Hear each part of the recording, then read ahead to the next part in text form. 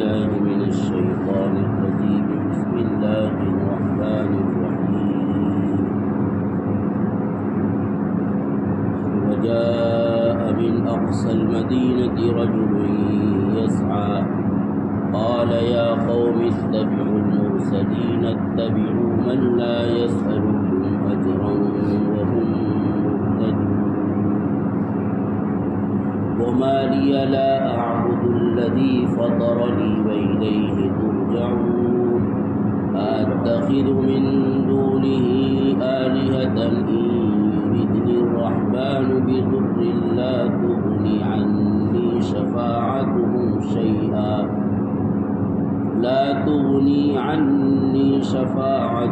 شيئا ولا ينقذون. إني إذا لفي ضلال مبين. إني آمنت بربكم فاسمعون. شہر کے کنارے سے ایک شخص بھاگتا ہوا آیا. اس نے کہا کہ اے میری قوم، ان رسولوں کی بات کو مان لو ان لوگوں کی بات کو جو تم سے کسی معاوضے کا مطالبہ نہیں کر رہے ہیں اور وہ ہدایت پر ہیں. اور مجھ کو کیا ہو گیا کہ میں اس ذات کی عبادت نہ کروں جس نے مجھ کو پیدا کیا اور تم اسی کی طرف لوٹ کر جاؤ گے. کیا میں اللہ کو چھوڑ کر ایسے دوسروں کو معبود بنا لوں کہ اگر رحمان اللہ تبارک و تعالی کوئی نقصان کا ارادہ کرے تو ان کی سفارش مجھے کوئی کام نہ دے اور نہ وہ مجھ کو مصیبت سے چھڑا سکے؟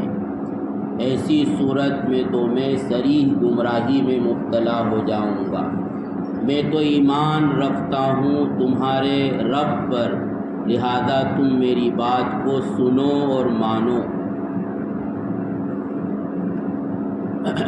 اب تک کی آیات میں جو کچھ بیان کیا گیا ہے اس سے ہمیں ایک بات تو یہ معلوم ہوئی کہ نبی کریم صلی اللہ علیہ وسلم رسول ہیں اور آپ کے رسول ہونے پر سب سے بڑی دلیل یہ قرآن مجید ہے.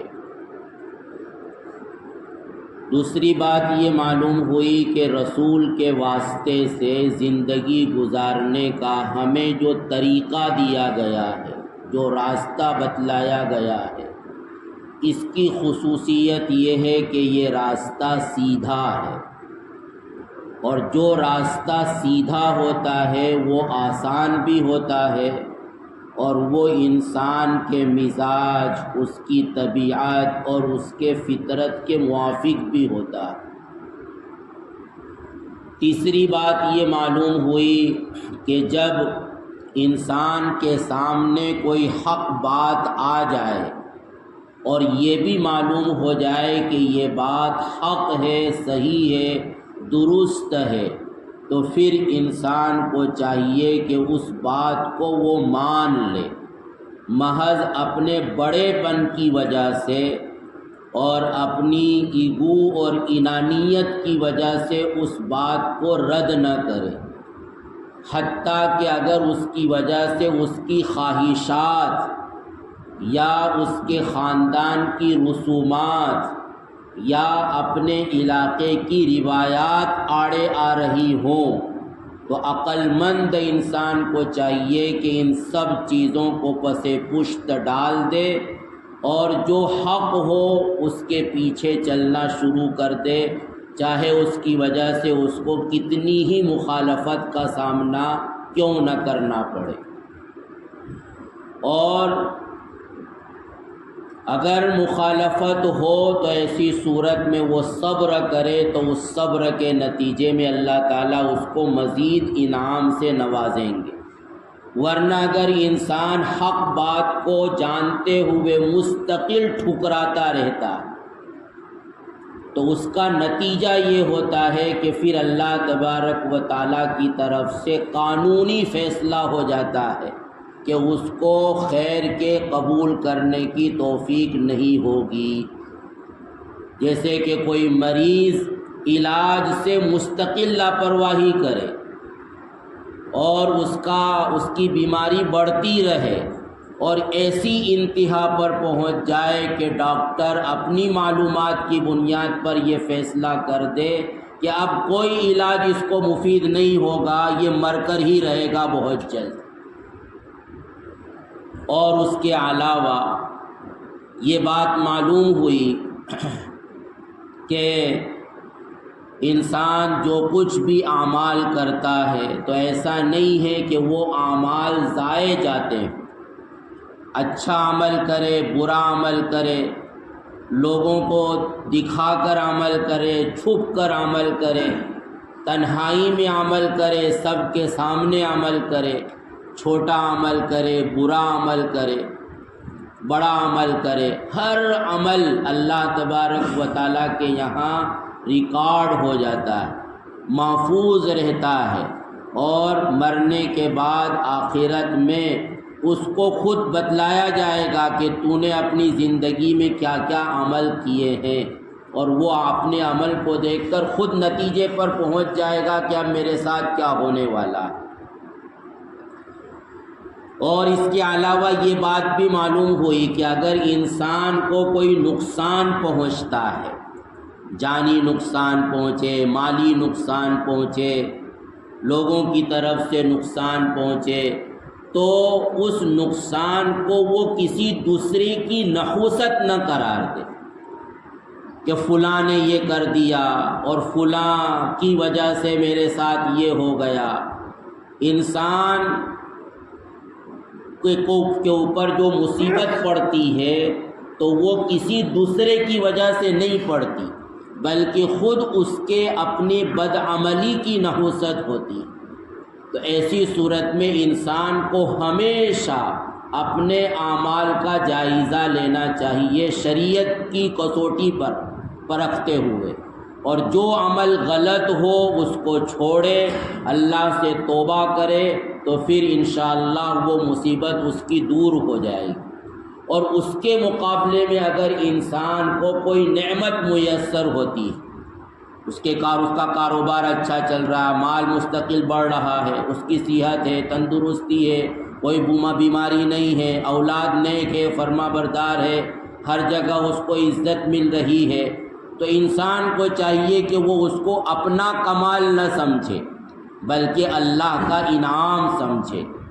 اور اللہ کا انعام سمجھنے کا تقاضا یہ ہے کہ وہ اللہ کی فرما برداری میں اپنے آپ کو اور بڑھا دے۔ عموماً انسان کا مزاج یہ ہوتا ہے کہ جب سب کچھ اچھی چل رہی ہوتی ہے تو وہ اللہ کو بھول جاتا ہے، اور جب مصیبت آتی ہے تو پھر اللہ کو یاد کرنے لگتا ہے۔ تو یہ غلط طریقہ ہے، اور اس کی وجہ سے انسان کی مصیبت زائل نہیں ہوتی۔ حدیث میں یہ موجود ہے کہ انسان اگر خوشحالی میں بھی اللہ کو یاد کرتا ہے، پھر اس پر کوئی مصیبت آتی ہے اور پھر وہ اللہ کو پکارتا ہے، تو آسمانوں میں اس کی آواز ایک مانوس آواز ہوتی ہے کہ یہ آواز تو آتی رہتی ہے، تو بہت جلد اس کی تکلیف دور ہو جاتی ہے۔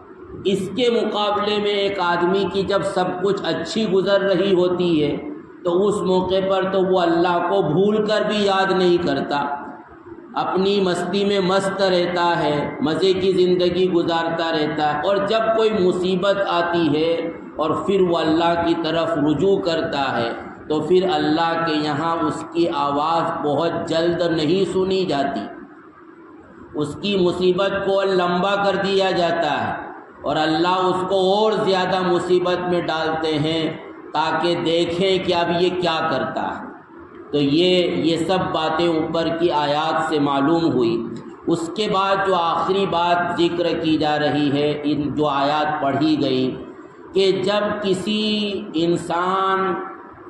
کو ذلیل کیا جا رہا ہو یا کسی پر ظلم کیا جا رہا ہو، بلا وجہ کسی کی بے عزتی کی جا رہی ہو، تو انسانوں کی ذمہ داری ہے کہ وہ بیٹھ کر دیکھتا نہ رہے، بلکہ جہاں تک ہو سکے وہ لوگوں کو سمجھانے کی کوشش کرے اور اس مظلوم کا ساتھ دے۔ یہ آج ایسا مستقل ہوتا ہے کہ کسی پر کوئی ظلم ہوتا ہے تو لوگ تماشائی بن کر دیکھتے رہتے ہیں۔ کوئی ایکسیڈنٹ ہو گیا تو آج نیا فیشن نکلا، ویڈیو بنانا شروع کر دی، بجائے اس کے کہ اس کی مدد کرتے، اس کو اٹھا کر ہاسپٹل لے جاتے۔ کسی کو مارا جا رہا ہے تو لوگ اس کو دیکھنا شروع کر دیتے ہیں، حالانکہ وہاں مدد کرنا چاہیے۔ تو یہاں یہ کہا جائے، جب ان تمام رسولوں کو جھٹلا دیا، پہلے رسول کو، دوسرے رسول کو، تیسرے رسول کو جھٹلا دیا، حتیٰ کہ ان پر الزام لگانے لگے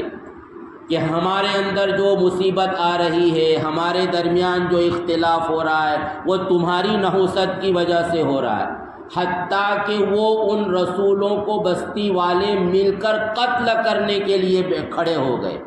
کہ اب تو ہم تم کو ختم کر دیں گے، تمہاری بہت ہو گئی،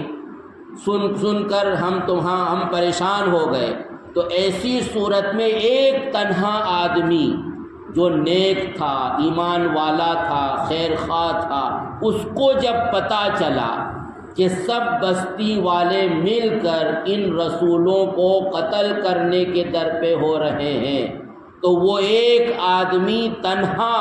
اپنی جان کو جوخم میں ڈالتے ہوئے لوگوں کو سمجھانے کے لیے آئے۔ حالانکہ اس کو معلوم تھا کہ پوری قوم کے مقابلے میں میں کچھ نہیں کر سکتا، لیکن اس نے اپنی ذمہ داری محسوس کی کہ میری ذمہ داری ہے کہ میری بستی میں اگر کسی پر ظلم ہو رہا ہے تو میں ظلم کو روکوں اور مظلوم کی مدد کروں۔ کوئی بھوکا ہے میری بستی میں، میرے محلے میں، تو میری ذمہ داری ہے کہ میں اس کے کھانے کا انتظام کروں۔ میری بستی میں اگر کوئی بیمار ہے اور اس کے پاس علاج کے لیے پیسہ نہیں ہے تو میری ذمہ داری ہے، محلے والوں میں سے ہر ایک کی ذمہ داری کہ وہ اس کے علاج کا انتظام کرے۔ کوئی بے گھر ہے تو اس کے گھر کا انتظام کرے۔ تو یہ بستی والوں کی ذمہ داری ہوتی، یہ سوچ کر کہ میں اکیلا کیا کر سکتا ہوں، نہیں، اس پر اللہ کے یہاں اس کی پکڑ ہوگی اور کل وہ خود بھی مصیبت میں مبتلا ہو سکتا ہے۔ تو اس نیک دل آدمی نے جو تنہا اکیلا تھا پوری بستی کے مقابلے میں، جب یہ دیکھا کہ لوگ ان رسولوں کے، شریف آدمیوں کے قتل کے در پہ ہو گئے، جان سے مار ڈالنے کی کوشش کر رہے ہیں، تو وہ آدمی بھاگا ہوا آیا اور اس نے اپنی قوم کو سمجھانے کی پوری کوشش کی۔ قوم کو اولاً یہ سمجھایا کہ میرے لوگوں، یہ تو اللہ کے رسول ہیں اور یہ کوئی اپنی بات منوانے کے لیے نہیں آئے ہیں تمہارے پاس، بلکہ یہ تم سب کے پروردگار کا پیغام لے کر تمہارے پاس آئے، اور اس میں ان کا کوئی فائدہ نہیں ہے، یہ تم کو ہلاکت سے، بربادی سے بچانے کی کوشش کر رہے ہیں۔ اور پھر یہ بھی تو سوچو کہ اس خدمت کو انجام دینے پر آج تک انہوں نے تم سے 1 روپیے کا بھی مطالبہ نہیں کیا کہ ہم کو پیسہ دو، ہماری روزی روٹی کا انتظام کرو۔ اپنا پیسہ خرچ کر کے یہ تمہارے پاس آئے ہیں اور تم کو صحیح راستہ دکھلا رہے ہیں، آنے والے خطرات سے بچانے کی کوشش کر رہے ہیں اور یہ سیدھے راستے پر ہیں۔ تو ایسے مخلص، شریف، بے لوث، بے غرض، جن کا اپنا دور دور تک کوئی دنیاوی مفاد نہیں ہے، وہ تم کو اگر کوئی بات کہہ رہے ہیں تو تم کیا اس کے دشمن بن جاؤ گے؟ تم ان کو قتل کرنے کے در پہ ہو جاؤ گے؟ ذرا سوچو تو صحیح۔ اور پھر ایک دوسرے انداز میں اس شریف آدمی نے یہ بات کہی کہ میرا جہاں تک تعلق ہے، میں تو اللہ کی عبادت کرتا ہوں جس نے مجھ کو پیدا کیا ہے، اور اسی کی طرف لوٹ کر جانا۔ یعنی یہ سمجھانے کی کوشش کی کہ دیکھو، اللہ ہی نے تم کو پیدا کیا، اللہ اگر نہ چاہتا تو تمہارا اس وقت یہاں دنیا میں وجود نہیں ہو سکتا تھا، اور مرنے کے بعد بھی تم کو اللہ ہی کے پاس جانا ہے، اس سے بچ کر نکلنے کی کوئی گلی تمہارے پاس موجود نہیں ہے۔ تو جب تمہاری ابتدا بھی اللہ ہے اور تمہاری انتہا بھی اللہ ہے، تو اس اللہ کی عبادت نہیں کرو گے تو آخر کس کی عبادت کرو گے؟ اس اللہ کو مان کر اس دنیاوی زندگی کو نہیں گزارو گے تو آخر اس کے علاوہ کون ہے کہ جس کی مان کر تم زندگی گزارو گے؟ اور کہا کہ میرے لیے تو یہ نہیں ہو سکتا کہ میں ایسے اللہ کو کہ جس کی میری ابتدا بھی وہ اس نے مجھ کو پیدا کیا، میری انتہا بھی وہ کہ وہی مجھ کو اسی کے پاس مجھ کو جانا ہے، اور پوری درمیان کی زندگی میں وہ میرے لیے ہر چیز کا انتظام کر رہا ہے، اس کو تو میں چھوڑ دوں اور اپنے طور پر کسی اور کو معبود بنا لوں اور اس کی پوجا کرنا شروع کر دوں؟ حالانکہ جن کی تم پوجا کر رہے ہو یہ سب مل کر اگر تم کو کوئی مصیبت پہنچ رہی ہے اللہ کی طرف سے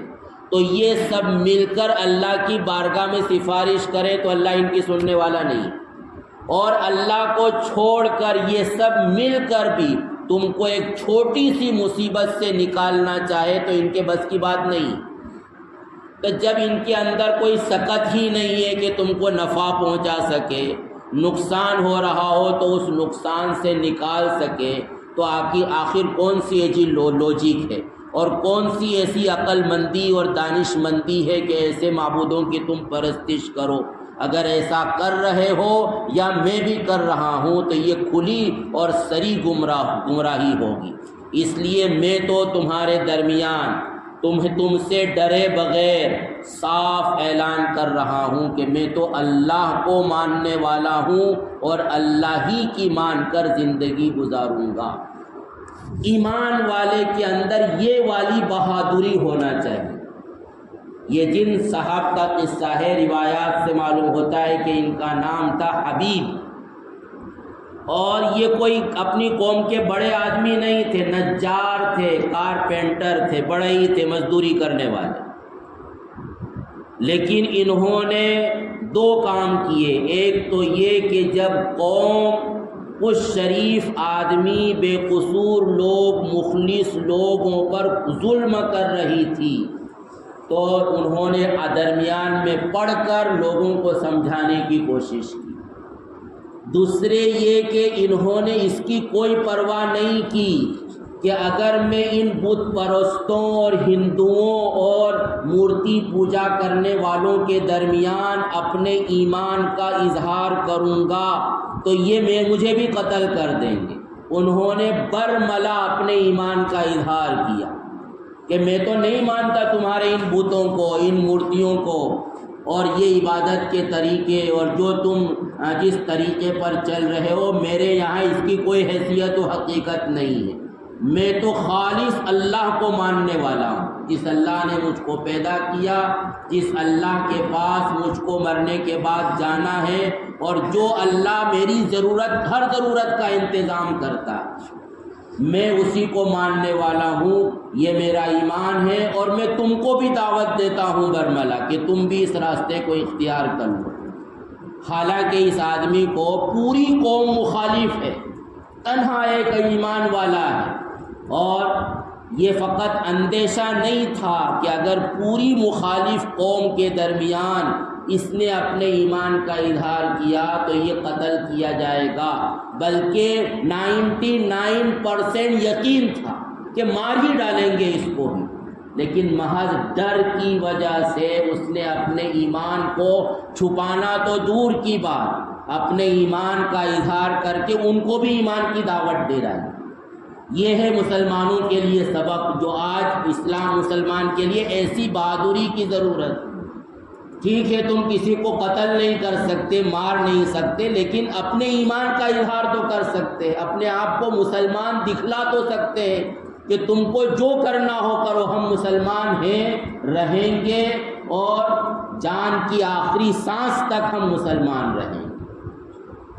تو یہ واقعہ بیان کیا۔ اس کے بعد ان کے ساتھ کیا ہوا آگے قرآن مجید کی آیات میں اس کی طرف اشارہ موجود ہے۔ اللہ تعالی ہمیں ایمان پر استقامت عطا فرمائے اور ایسی شجاعت اور بہادری بھی نصیب فرمائے، آمین۔ سبحان اللہ و بحمدہ، سبحانک اللہم و بحمدک۔